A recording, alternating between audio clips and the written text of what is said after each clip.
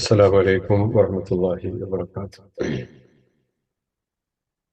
الحمد لله الحمد لله رب العالمين، والصلاة والسلام على رسوله الأمين وعلى آله وصحبه أجمعين.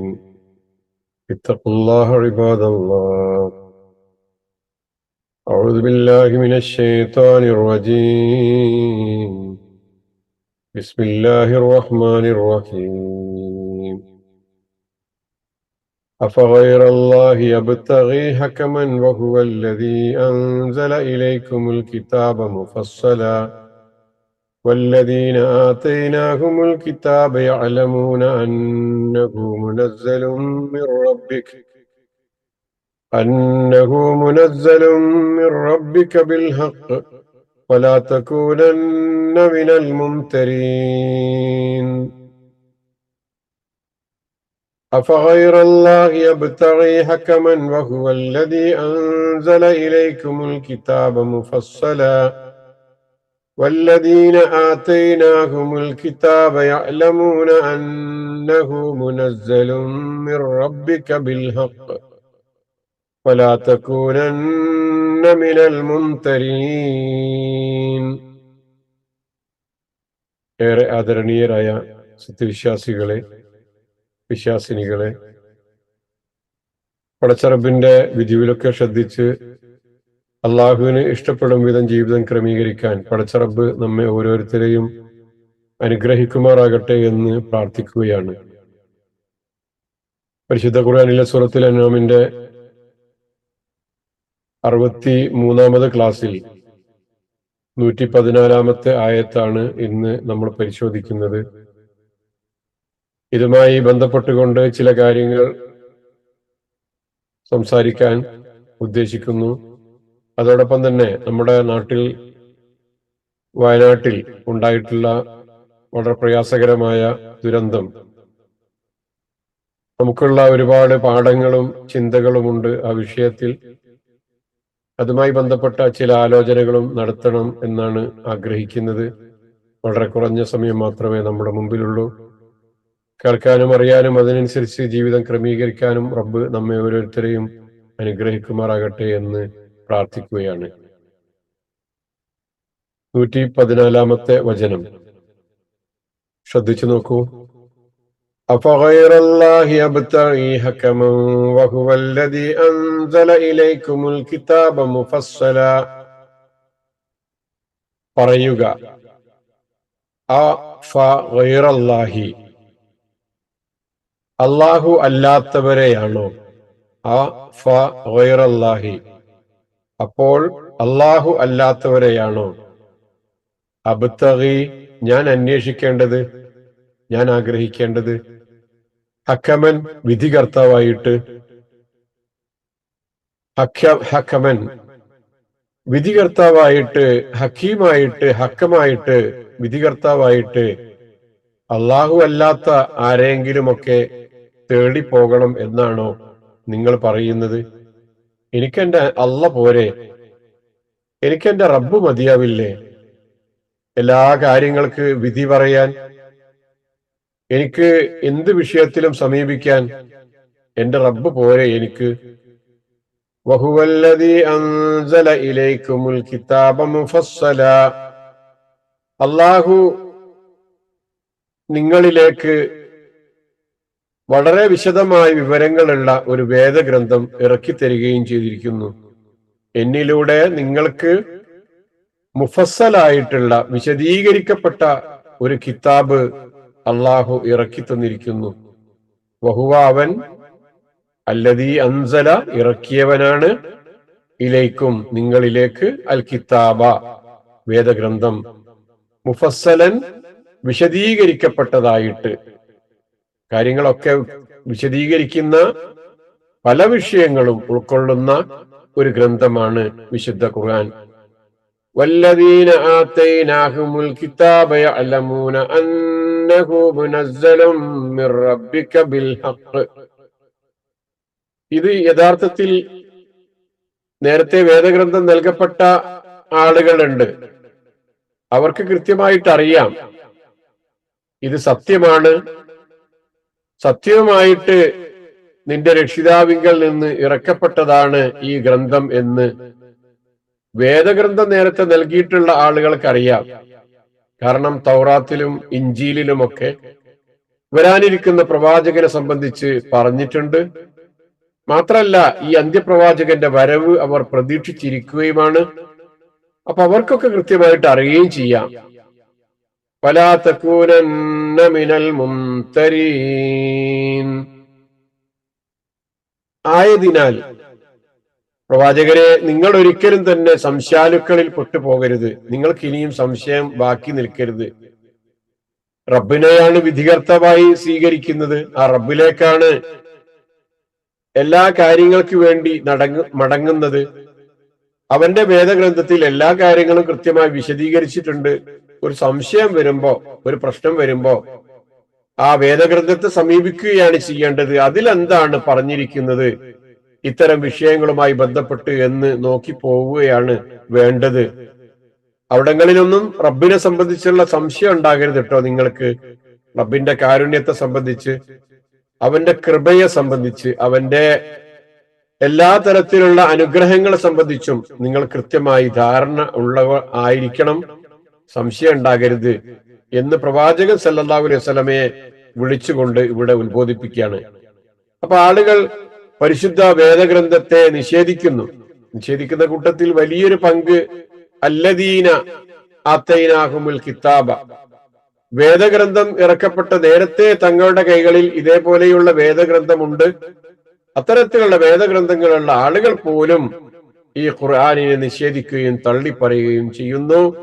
അപ്പൊ അങ്ങനെ സംശയപ്പെടുന്ന ആളുകളുടെ കൂട്ടത്തിൽ നിങ്ങൾ ഉൾപ്പെടരുത് എന്നാണ് ഈ ആയത്തിൽ നിന്ന് നമ്മൾ മനസ്സിലാക്കുന്നത്. അബ്തഗി, ഞാൻ അന്വേഷിക്കുന്നു, ഹക്കമൻ, വിധികർത്താവായിട്ട്, മുഫസ്സലുൻ, വിശദീകരിക്കപ്പെട്ടതായിക്കൊണ്ട്, മുംതരീൻ, സന്ദേഹപ്പെടുന്നവർ, മുനസ്സലുൻ, അന്നഹു മുനസ്സലുൻ, അത് ഇറക്കപ്പെട്ടതാണെന്ന്. ഇതാണ് ഒരുപക്ഷെ നമുക്ക് പുതുതായി പഠിക്കാനുള്ള വാക്കുകൾ എന്നാണ് തോന്നുന്നത്. ആലോചിച്ച് നോക്കൂ, എന്തായി പറഞ്ഞത്? കൂടുതൽ വിശദീകരണങ്ങൾ ഇല്ലാതെ തന്നെ കൃത്യമാണ് കാര്യങ്ങൾ. യഹൂദരും ക്രിസ്ത്യാനികളും അവർക്ക് നിങ്ങളുടെ ഗുണങ്ങൾ അറിയാം, നിങ്ങളുടെ സംബന്ധിച്ചുള്ള വിവരണങ്ങൾ അറിയാം. ആ കാര്യങ്ങളൊക്കെ അവരുടെ ഗ്രന്ഥത്തിൽ പറഞ്ഞിട്ടുണ്ട്. പ്രവാചകന്റെ മുതുകത്ത് ഒരു മുറുകുള്ള വിവരം, അത് ഒരു അടയാളമുള്ള വിവരം, വരാനിരിക്കുന്ന പ്രവാചകനെ സംബന്ധിച്ചുള്ള ഒരുപാട് മറ്റു അടയാളങ്ങളൊക്കെ അവരെ പറഞ്ഞ് കേൾപ്പിച്ചിട്ടുണ്ട്. അപ്പൊ കൃത്യമായിട്ട് അവർക്കറിയാം. പച്ചയായ യാഥാർത്ഥ്യമാണത്. കൃത്യമായിട്ട് അവർക്ക് അറിയാമെന്നുള്ള കാര്യം. നിങ്ങളുമായി ബന്ധപ്പെട്ട എല്ലാം അവരുടെ പക്കലുണ്ട്. അവർ സാധാരണ പറയാറുണ്ടായിരുന്നത് അതല്ല സമാന നബിയിൻ നത്ബഉഹു വനഖ്തുലകും മഅഹു ഖത്ല ആദി വഇറം. ഞങ്ങൾക്ക് ഒരു പ്രവാചകൻ വരാൻ അടുത്തിട്ടുണ്ട്, ആ കാലഘട്ടത്തിലാണ് ഞങ്ങൾ ജീവിക്കുന്നത്. ആ പ്രവാചകന്റെ കൂടെ മുശ്രിക്കുകളോടും മറ്റു വിഭാഗക്കാരോടും ഒക്കെ, അവരോട് ശത്രു വെക്കുന്ന ആളുകളോടൊക്കെ അവർ പറയാറുണ്ടായിരുന്നത്, ആ പ്രവാചകന്റെ കൂടെ ഞങ്ങൾ നിങ്ങളോട് യുദ്ധം ചെയ്യുന്നതാണ് എന്ന് വരെ അവർ പറയാറുണ്ടായിരുന്നു എന്നാണ്. വകാനൂ മിൻ ഖബ്ലി യസ്തഫ്തിഹൂന അലല്ലദീന കഫറു എന്ന് ഖുർആൻ പറയുന്നുണ്ട്. അവരുടെ കൈവശമുള്ള വേദത്തെ ശരിവെക്കുന്ന ഒരു ഗ്രന്ഥം അള്ളാഹുവിങ്കൽ നിന്ന് അവർക്ക് വന്നു കിട്ടിയപ്പോൾ അവരത് തള്ളിക്കളയുകയാണ് ചെയ്യുന്നത്. സൂറത്തുൽ ബഖറയിലെ 89-ാമത്തെ വചനത്തിൽ നമുക്ക് കാണാം. അവരാകട്ടെ അത്തരം ഒരു ഗ്രന്ഥവുമായി വരുന്ന പ്രവാചകൻ മുഖേന അവിശ്വാസികൾക്കെതിരിൽ വിജയം നേടിക്കൊടുക്കുവാൻ വേണ്ടി മുമ്പ് അള്ളാഹുവിനോട് പ്രാർത്ഥിക്കാറുണ്ടായിരുന്നു. വക്കാനു, അവർ ആയിരുന്നു, മിൻ ഖബ്ലു, നേരത്തെ, യസ്തഫ്തിഹൂന, വിജയത്തിന് വേണ്ടി പ്രാർത്ഥിക്കാറുണ്ടായിരുന്നു, അലല്ലദീന കഫറു, സത്യനിഷേധികൾക്കെതിരിൽ. അപ്പോ വരാനിരിക്കുന്ന അവസാനത്തെ പ്രവാചകനെ ആഗമനവുമായി ബന്ധപ്പെട്ടുകൊണ്ട് അവർ പറയാറുണ്ടായിരുന്നു, ഒരു പ്രവാചകൻ വരാനുണ്ടല്ലോ, അള്ളാഹുവെ അദ്ദേഹത്തിലൂടെ ഞങ്ങൾക്ക് വിജയം നൽകണേ എന്ന് അവർ പ്രാർത്ഥിക്കാറുണ്ടായിരുന്നു എന്ന് ഒക്കെ ഖുർആനിൽ നമുക്ക് കാണാൻ സാധിക്കുന്നതാണ്. അപ്പൊ ഇങ്ങനെ എല്ലാ കാര്യങ്ങളും വ്യക്തമാണ്, കൃത്യമാണ്. എന്നിട്ട് പ്രവാചകനെ, നിങ്ങൾക്ക് ഇത്തരത്തിലുള്ള ആളുകളുടെ സംസാരങ്ങൾ കേൾക്കുമ്പോൾ സംശയമൊന്നും തോന്നരുത് കേട്ടോ. പ്രവാചകന് സംശയം തോന്നില്ലല്ലോ. ഇത് നമ്മളോടുള്ള കൽപ്പനയാണ്. ഉറച്ച വിശ്വാസം വേണം. അള്ളാഹുവിന്റെ ഗ്രന്ഥത്തിൽ കൃത്യമായ ഉറച്ച വിശ്വാസം നിങ്ങൾക്ക് ഉണ്ടാകേണ്ടതാണ്. സംശയരോഗം ജീവിതമാകെ താളം തെറ്റിക്കും. വിശ്വാസത്തെ ഉലച്ചേക്കാവുന്ന പല കാര്യങ്ങളും നമ്മുടെ ജീവിതത്തിൽ ഉണ്ടാകും.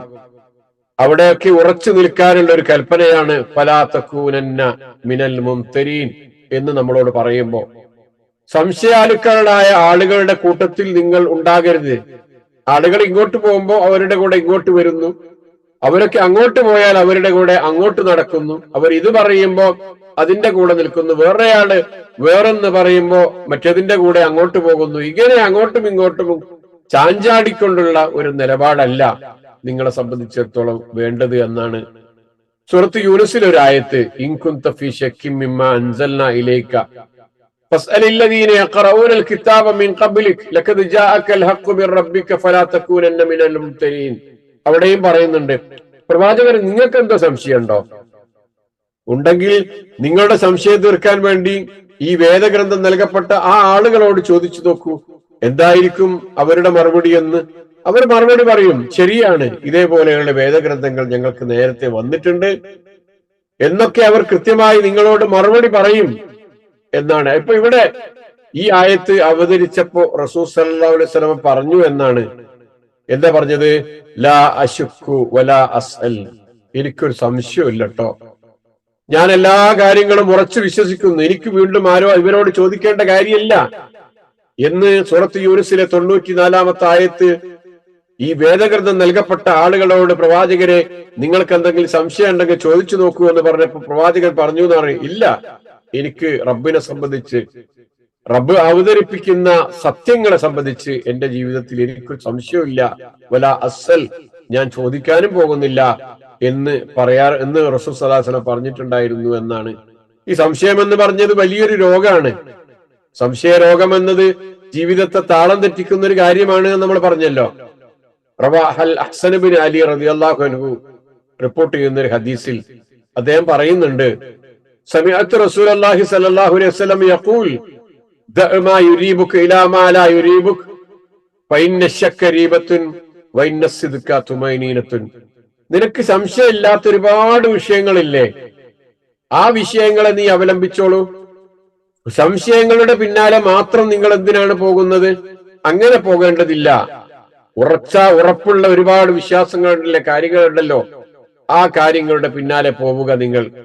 ഫഇന്ന ശക്ക രീബത്തുൻ, ഈ സംശയം എന്ന് പറയുന്നത് എന്നും ഒരു മാനസികമായി വിഭ്രാന്തി ഉണ്ടാക്കുന്ന ഒരു തരം രോഗമാണ്. വഇന്ന സിദ്ഖ തുമൈനീനത്തുൻ, സത്യമാകട്ടെ അത് സമാധാനം നൽകുന്നതാണ്. സത്യം എവിടെയുണ്ടോ ആ സത്യത്തെ മുറുകെ പിടിക്കുകയും സത്യം അവലംബിക്കുകയും സത്യം പറയുകയും സത്യം ചെയ്യുകയും അങ്ങനെയുള്ള ഒരു ജീവിതം നയിക്കുകയും ചെയ്താൽ അതെന്നും സമാധാനം നൽകും. വേറെ ഹദീസിൽ അൽ കദിബ രീബത്തുൻ എന്നുണ്ട്. കളവ് എന്ന് പറയുന്നത് അത് രോഗമാണ്, അത് വിഭ്രാന്തിയാണ്, പ്രയാസാണ്, ജീവിതത്തിൽ ടെൻഷൻ ഉണ്ടാക്കുന്ന കാര്യങ്ങളാണ്. എന്നാൽ സത്യം മാത്രം പറഞ്ഞു നോക്കൂ, സത്യം മാത്രം ചെയ്തു നോക്കൂ, അത് ജീവിതത്തിൽ എന്തെന്നില്ലാത്ത സമാധാനം നൽകും എന്ന് ആണ് നമുക്ക് കാണുവാൻ സാധിക്കുന്നത്. ഇപ്പൊ നമ്മുടെ ഈ വയനാട്ടിലെ പ്രശ്നങ്ങളൊക്കെ ഉണ്ടായപ്പോ ഒരുപാട് ആളുകൾ രംഗത്ത് വന്നിട്ടുണ്ട്. അള്ളാഹുവിന്റെ അസ്തിത്വത്തെ ചോദ്യം ചെയ്യുന്ന, എന്തുകൊണ്ട് അള്ളാഹു ഇതൊന്നും കണ്ടില്ല, എന്താണ് ദൈവം ആരെയും രക്ഷിക്കാത്തത് എന്നൊക്കെയുള്ള ചോദ്യങ്ങളുമായിട്ട് അത് പ്രചരിപ്പിക്കുന്ന ചില മീഡിയകളെ, ചില ആളുകളെയൊക്കെ അല്ലെങ്കിൽ ചില പ്രസ്ഥാനങ്ങളെയൊക്കെ നമ്മുടെ സമൂഹത്തിൽ നമ്മൾ കണ്ടുകൊണ്ടിരിക്കുന്നതായി നമുക്ക് കാണാൻ സാധിക്കുന്നു. ഇവിടെ നമ്മൾ വിശ്വാസം ഉറപ്പിക്കേണ്ടത് വളരെ അത്യാവശ്യമാണ്.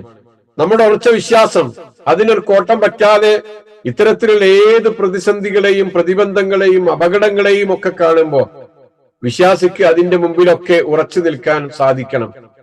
ഇമാം ഇബ്നുൽ ഖയ്യിം റഹിമഹുല്ല പറയുന്നുണ്ട്, വമൻ തഅമ്മൽ ഹാദൽ വുജൂദ, ഈ പ്രപഞ്ചത്തിലേക്ക് നോക്കിയാൽ, എവിടെ ആയിക്കോട്ടെ, ലോകത്തിന്റെ ഏത് കോണിലേക്ക് നോക്കിയാലും, അലിമ അന്നൽ ഖൈറ ഫീഹി ഗാലിബ്, ഇവിടെയൊക്കെ അവിടങ്ങളിലൊക്കെ ഖൈറാണ് ഏറ്റവും കൂടുതലുള്ളത് എന്ന് കണ്ടെത്താൻ സാധിക്കും. ഷർറല്ല, ഖൈറാണ് കൂടുതലുള്ളത്. ഇനി വ്യക്തിപരമായി ഓരോരുത്തരുടെ ജീവിതം, ഞാനും നിങ്ങളും ഒക്കെ ഖൈറല്ലേ ജീവിതത്തിൽ കൂടുതലും അനുഭവിക്കുന്നത്? ഷർറാണോ? വൈനൽ അംറാള വൈൻ കസുറത്ത് ഫസ്സിഖത്തു അക്സറു മിൻഹ. രോഗങ്ങൾ അത് എത്ര വർദ്ധിച്ചാലും ഫസ്സിഖത്തു അക്സറു മിൻഹ, ആരോഗ്യം തന്നെയാണ്, രോഗമില്ലാത്ത അവസ്ഥയാണ് രോഗങ്ങളെക്കാൾ കൂടുതലുള്ളത്. എപ്പോഴെങ്കിലല്ലേ രോഗം വരുന്നത്? ആരോഗ്യം ഒരുപാട് സമയങ്ങളിൽ, അധിക സമയങ്ങളിലും ആരോഗ്യവാനായിട്ട് തന്നെ അല്ലേ നിങ്ങളുള്ളത്? നിങ്ങളുടെ ആയുസ്സിന്റെ അധിക കാലവും ആരോഗ്യത്തോടു കൂടി തന്നെയല്ലേ നിങ്ങൾ ജീവിച്ചു പോകുന്നത്? ആരോഗ്യമില്ലാതെ ക്ഷയിച്ചു പോകുന്ന, രോഗം വരുന്ന അവസ്ഥ എന്ന് പറയുന്നത് വളരെ കുറച്ച് മാത്രമേ ഉള്ളൂ.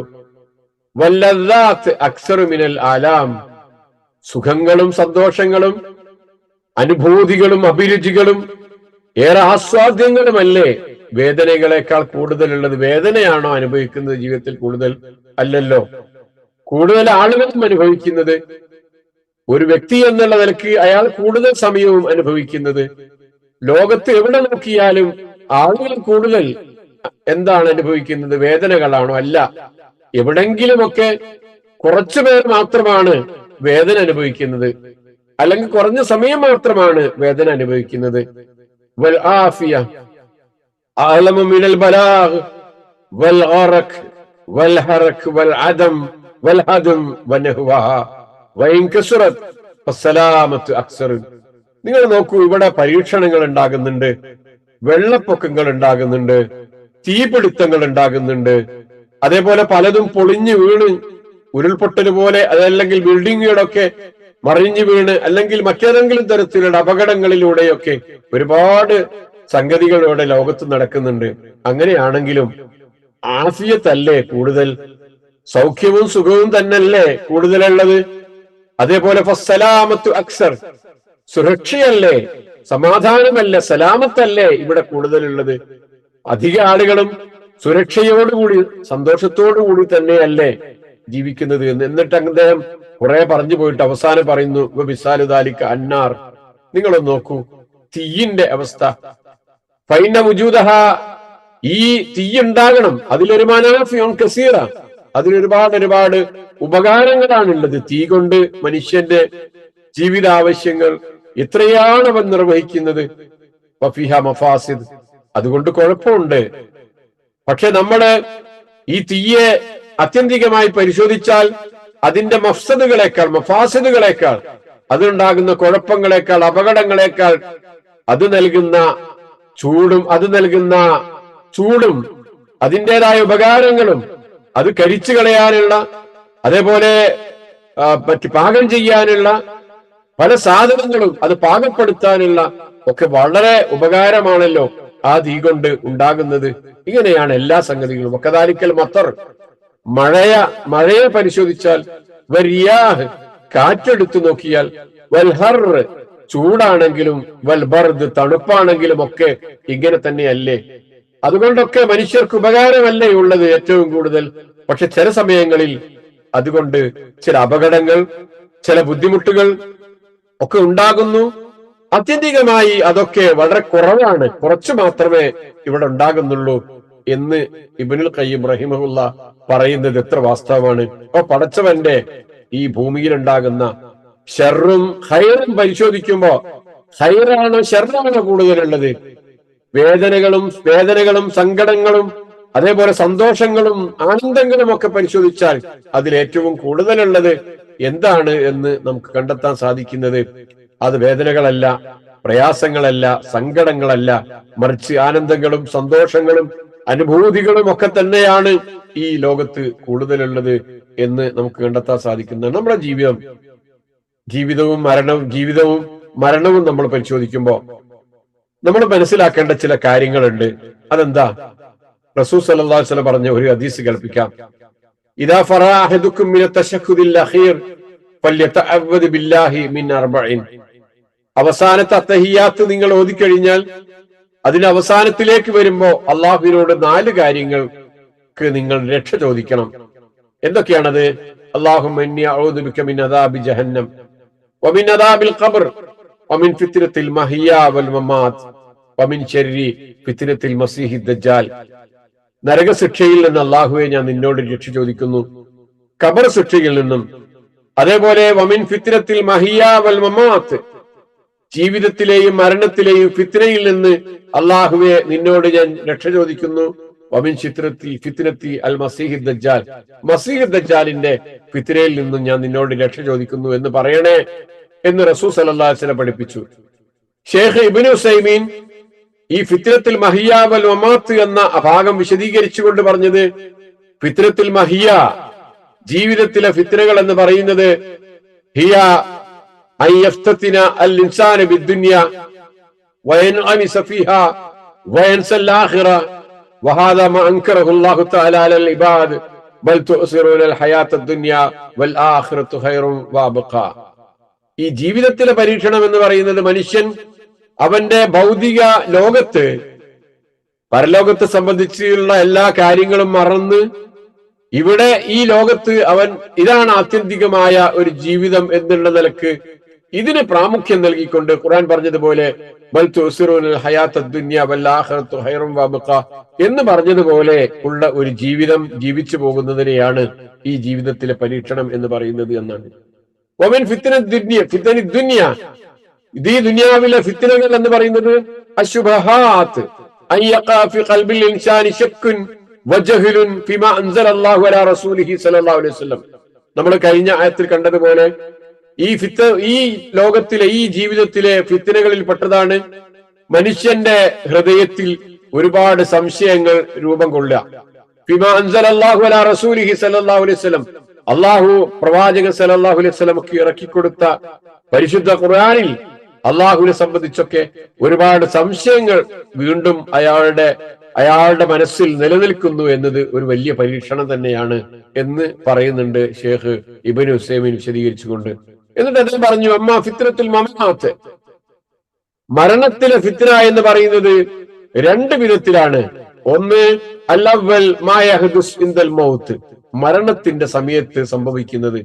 മരണം എങ്ങനെയായിരിക്കും എന്നതിനെ സംബന്ധിച്ച് നമ്മൾ പടച്ചവരോട് പ്രാർത്ഥിക്കണം, അല്ലാഹുവേ സ്വാലിഹായ വിധത്തിൽ ഉള്ള ഒരു മരണം, മുഅ്മിനായി മരിക്കാൻ, മുസ്ലിമായി മരിക്കാൻ എന്നുള്ളതൊക്കെ അപകട മരണങ്ങളിൽ നിന്ന് മറ്റു ബുദ്ധിമുട്ടുകളിൽ നിന്നൊക്കെ അള്ളാഹു മരണസമയത്തുണ്ടാകുന്ന ആ പ്രയാസങ്ങളിൽ നിന്ന് അള്ളാഹുവെ രക്ഷ നൽകണേ എന്ന് നമ്മൾ അള്ളാഹുവിനോട് പ്രാർത്ഥിക്കണം. ആ മരണസമയത്തുണ്ടാകുന്ന കാര്യങ്ങളാണ്, വിവിധ തരത്തിലുള്ള പരീക്ഷണങ്ങളാണ് അതുകൊണ്ട് ഉദ്ദേശിക്കുന്നത്, മരണത്തിലെ ഫിത്നകൾ എന്നതുകൊണ്ട് ഉദ്ദേശിക്കുന്നത് എന്ന് അദ്ദേഹം വിശദീകരിക്കുന്നുണ്ട്. അതുകൊണ്ട് ഉദ്ദേശിക്കുന്ന മറ്റൊരു വിഷയം ഫിൽ ഖബർ, ഖബറിൽ എത്തിക്കഴിഞ്ഞാൽ അവിടെ ഉണ്ടാകാവുന്ന സംഗതികളെ സംബന്ധിച്ചുമാണ് ഇത് കൊണ്ട് ഉദ്ദേശിക്കുന്നത് എന്ന് സൂചിപ്പിക്കേണ്ട. അപ്പൊ മരണം എന്നത് സുരക്ഷിതമായ ഒരു കാര്യമാണ്. പക്ഷെ ആ മരണത്തിന്റെ സമയത്ത് ഉണ്ടാകാവുന്ന ചില പരീക്ഷണങ്ങൾ, ആ പരീക്ഷണങ്ങൾക്ക് രക്ഷപ്പെടുന്നതിന് വേണ്ടി നമ്മുടെ അത്തഹിയാത്തിന്റെ സമയത്ത് അവസാനത്തെ അത്തഹിയാത്തിൽ ഇരിക്കുമ്പോൾ അള്ളാഹുവിനോട് രക്ഷ ചോദിക്കുന്ന ആ പ്രാർത്ഥനകളിൽ നമ്മൾ ഉൾപ്പെടുത്തുന്ന ഒരു കാര്യമാണ് വമിൻ ഫിത്നത്തിൽ മഹിയ വൽ മമാത്ത് എന്നുള്ള പ്രത്യേക ഒരു പ്രാർത്ഥന. ഇനി നമ്മൾ നോക്കൂ, നമ്മൾ പലപ്പോഴും നമുക്ക് സംശയങ്ങൾ ഉണ്ടാകുന്നത് അള്ളാഹുവിനെ സംബന്ധിച്ച്, അള്ളാഹുവിന്റെ കാരുണ്യത്തെ സംബന്ധിച്ചൊക്കെ നമ്മൾ തെറ്റിപ്പോകുന്നത്, തെറ്റായ വിചാരം നമ്മുടെ മനസ്സിലേക്ക് പല സന്ദർഭങ്ങളിലും കടന്നു വരുന്നത് എന്തുകൊണ്ടാണെന്നറിയോ? അന്ന ഹാദിഹി ദുനിയ ദാറു ഇഖ്തിബാർ വബ്തിലാ വഇംതിഹാൻ എന്ന കാര്യം നമ്മൾ മനസ്സിലാക്കണം. ഈ ഒരു ദുനിയാവ്, ഈ ദുനിയാവിലെ നമ്മുടെ ജീവിതം എന്ന് പറയുന്നത് പരീക്ഷയുടെ, പരീക്ഷണങ്ങളുടെ ഒക്കെ കാലഘട്ടമാണ്. നമ്മൾ ഒരുപാട് വിഷയങ്ങളിൽ പരീക്ഷിക്കപ്പെടുകയാണ് ഇവിടെ ചെയ്യുന്നത്. അല്ലദീ ഖലഖൽ മൗത വൽ ഹയാത ലിയബ്ലുവക്കും അയ്യുക്കും അഹ്സനു അമല. ജീവിതവും മരണവും അള്ളാഹു സൃഷ്ടിച്ചിട്ടുള്ളത് നിങ്ങളിൽ ആരാണ് ഏറ്റവും നന്നായി പ്രവർത്തിക്കുന്നത് എന്ന് നോക്കാനാണ്. അപ്പോ കുറെ ആളുകൾ മരിക്കുന്നത് കാണുമ്പോ ആ മരിച്ചവർക്കല്ല അതുകൊണ്ട് പരീക്ഷണമുള്ളത്, അത് കാണുന്നവർക്കാണ്, അല്ലെങ്കിൽ മരിക്കാതെ ജീവിച്ചവർക്കാണ്. ആ വയനാട്ടിലുള്ള മുണ്ടക്കയിലെയും ചൂരൽമലയിലെയും ഒക്കെയുള്ള ആളുകൾക്കല്ല ഇത് പരീക്ഷണമായി തീരുന്നത്. ഇത് പരീക്ഷണമായി തീരുന്നത് ജീവിച്ചു കൊണ്ടിരിക്കുന്ന എനിക്കും നിങ്ങൾക്കുമാണ്, നമ്മുടെ പ്രദേശത്തുള്ള ആളുകൾക്കാണ് അതൊക്കെ പരീക്ഷണമായി വരുന്നത്. അൽ മൗത്ത് വൽ ഹയാത്ത, നമ്മൾ ജീവിക്കുന്നു, അപ്പൊ നമുക്ക് പരീക്ഷണം. അൽ മൗത്ത, മരിച്ചുപോയ ആ ആളുകളെ കാണുമ്പോ, ആ മരണം കാണുമ്പോ നമുക്ക് പരീക്ഷണം. എന്തിനാ ഇത്? ഏറ്റവും നന്നായി പ്രവർത്തിക്കുന്നത് ആരാന്നറിയാനാ. അപ്പൊ നമ്മുടെ ബാധ്യത എന്താന്ന് ചോദിച്ചാൽ ഏറ്റവും നന്നായിട്ട് അമലുകൾ ചെയ്യാനുള്ള മനക്കരുത്ത് നേടുക, ഏറ്റവും നന്നായിട്ട് അമലുകൾ ചെയ്യാൻ വേണ്ടി തയ്യാറാവുക, എന്നിട്ട് പടച്ചവനെ ഏത് സമയവും കണ്ടുമുട്ടാനുള്ള തയ്യാറെടുപ്പുകൾ നടത്തുക. മരണം പല വിധത്തിലും കടന്നു വരാം.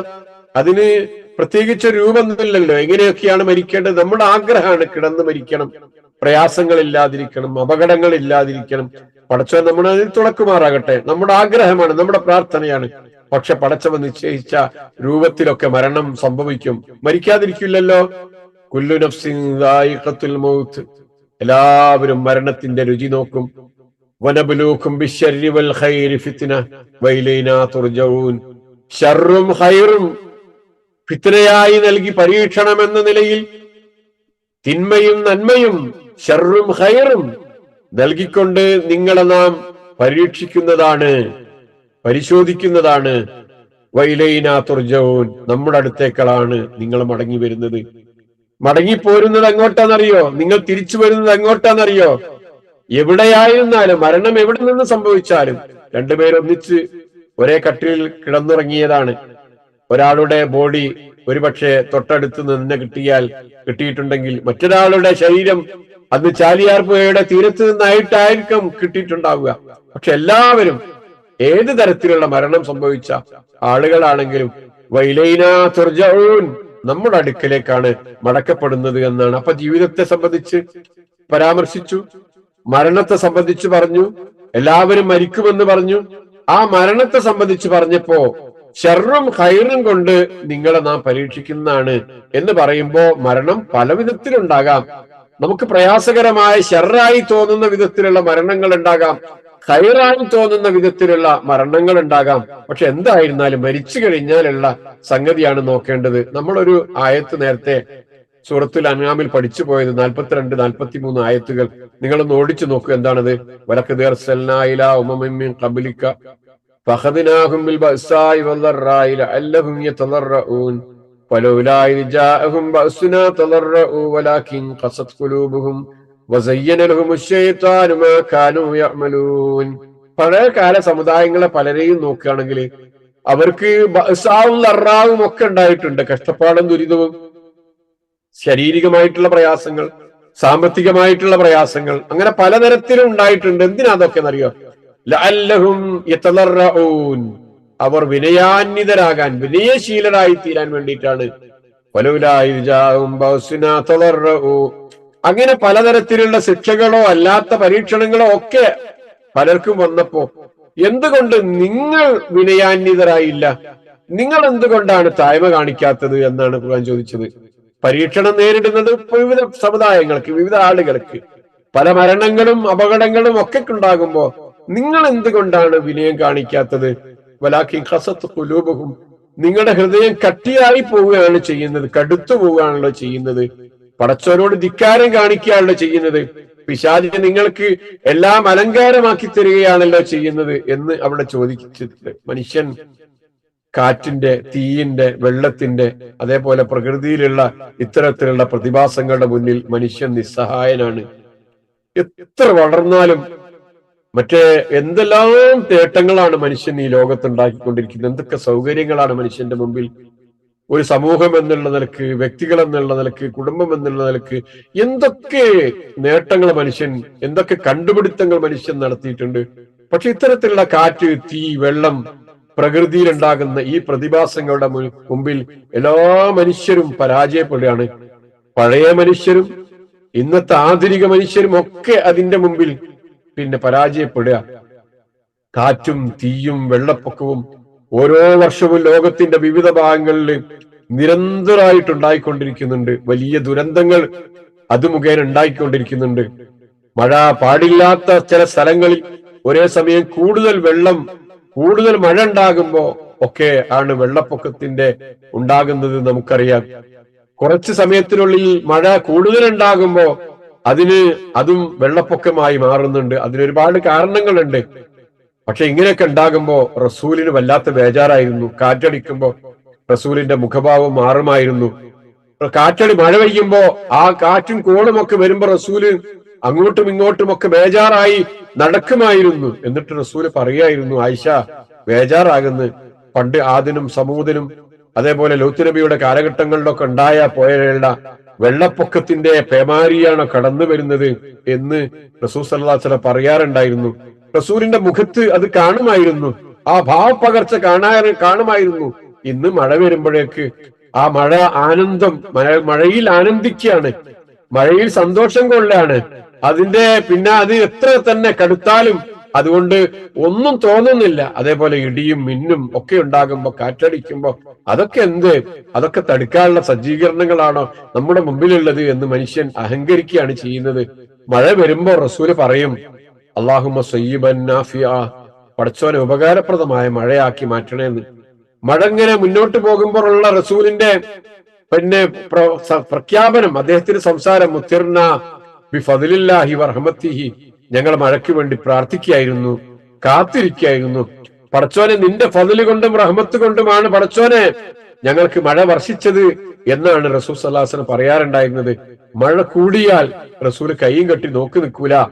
റസൂൽ പറയും, അല്ലാഹുമ്മ ഹവാലൈന വലാ അലൈന, അല്ലാഹുവേ ഞങ്ങളുടെ ചുറ്റും ആർക്കൊക്കെയാണ് മഴ ആവശ്യമുള്ളത് അങ്ങോട്ടേക്ക് നിന്റെ കാർമേഘങ്ങളെ കൊണ്ടുപോയി അവർക്ക് കൊടുക്കണേ. വല അലൈന, ഞങ്ങൾക്ക് വീണ്ടും മഴ നൽകി അതുകൊണ്ട് നീ പ്രയാസങ്ങൾ ഉണ്ടാക്കരുതേ എന്ന് റസൂൽ സല്ലല്ലാഹു അലൈഹി വസല്ലം പ്രാർത്ഥിക്കാറുണ്ടായിരുന്നു എന്നാണ്.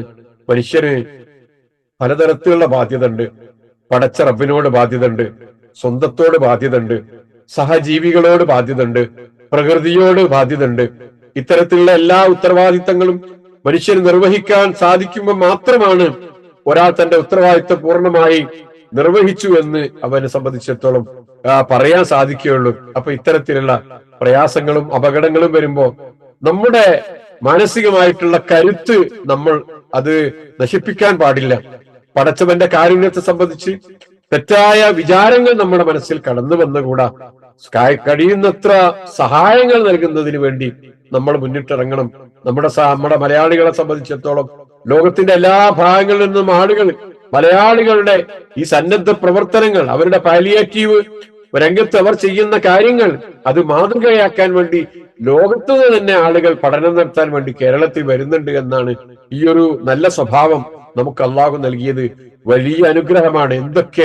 എന്തൊക്കെ തരത്തിലുള്ള കാര്യങ്ങളാണ് നമുക്ക് അവിടെ കാണാൻ സാധിക്കുന്നത് നമ്മളൊന്ന് പരിശോധിച്ചു നോക്കൂ. ഇവിടെ വന്നപ്പോ പിന്നെ നമുക്ക് അഡ്രസ് ഉണ്ടായിരുന്നു. ആരുടെ മകനായി ആരുടെ മകളായി എന്ന് അറിഞ്ഞുകൊണ്ടാണ് ഈ ലോകത്തേക്ക് കടന്നു വന്നത്. എന്നാൽ ഇന്ന് ഒരുപാട് ആളുകളെ അവരെ വെറും നമ്പറുകൾ മാത്രമാണ് വിളിക്കുന്നത്. എന്നിട്ട് അവരെ ഖബറിലേക്ക്, കുഴിമാടങ്ങളിലേക്ക് വെക്കുകയാണ് ചെയ്യുന്നത്. അങ്ങനെ ഒക്കെ ലോകത്ത് ഒരുപാട് സംഭവങ്ങൾ നടക്കുന്നതായിട്ട് നമ്മുടെ നാട്ടിൽ നടന്നപ്പോ നമ്മൾ നേരിട്ട് കണ്ടപ്പോ അതിന്റെ എല്ലാ അർത്ഥത്തിലും നമുക്ക് ഉൾക്കൊള്ളാൻ സാധിച്ചു. ഇവിടങ്ങളിലൊക്കെ നമ്മൾ അവരോട് ഐക്യദാർഢ്യം പ്രഖ്യാപിക്കുന്നു. നമ്മുടെ കേരളത്തിലുള്ള സഹോദരങ്ങൾ ഇതിനു വേണ്ടി കഷ്ടപ്പെടുന്ന അവരെ സഹായം എത്തിക്കുന്നതിന് വേണ്ടി ചെയ്യുന്ന ആ ആളുകളുടെ ശ്രമങ്ങൾ നമ്മൾ കാണുന്നു. അവർക്ക് വേണ്ടിയും നമ്മൾ പ്രാർത്ഥിക്കുന്നു. മരിച്ചുപോയ ആളുകൾക്കുള്ള സ്വാതന്ത്ര്യത്തിന് വേണ്ടി, അതേപോലെ മഗ്ഫിറത്തിന്, മർഹമത്തിന് വേണ്ടി നമ്മൾ അള്ളാഹുവിനോട് പ്രാർത്ഥിക്കുന്നു. അള്ളാഹുവെ, ഇത്തരത്തിലുള്ള അവസ്ഥകൾ ഞങ്ങളുടെ ജീവിതത്തിൽ പിന്നെ വരുന്നതിൽ നിന്ന് ഞങ്ങളെ ഓരോരുത്തരെയും നീ കാത്തു രക്ഷിക്കുമാറാകണേ. നിന്റെ പരീക്ഷണങ്ങളായി കണ്ടുകൊണ്ട് തന്നെ അതിനെ നേരിടാൻ ഞങ്ങൾക്ക് നീ കരുത്തു നൽകുമാറാകണേ തമ്പുരാനെ.